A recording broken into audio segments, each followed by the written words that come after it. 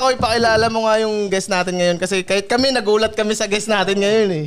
Okay. Basta, nagti-TikTok lang ako, scroll, biglang may lumabas lang. Maganda kasi yung tanong eh. Yung tanong lang, parang, Doc, bakit hindi maligal ang marijuana sa Pilipinas? Ay, magandang tanong nga yan. Oo. Pero hindi na ako doon na-interest. Gusto ko yan. Hindi na ako doon na-interest. Parang yung sinagot niya yun, okay, alam ko to kung bakit, nagigets ko.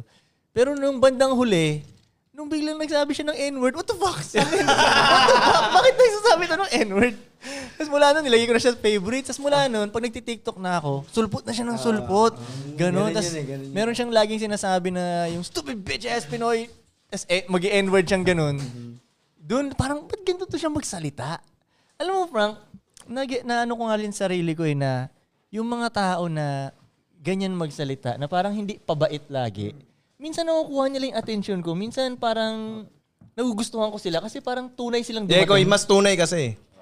Pero, nagets ko rin na may timpla din. Kasi may mga nakikita rin ako sa social media na palamura din, ganyan. Pero parang toxic siya pakinggan. Nakaka-drain siya pakinggan. Koy, sa tingin ko yung ganun peke.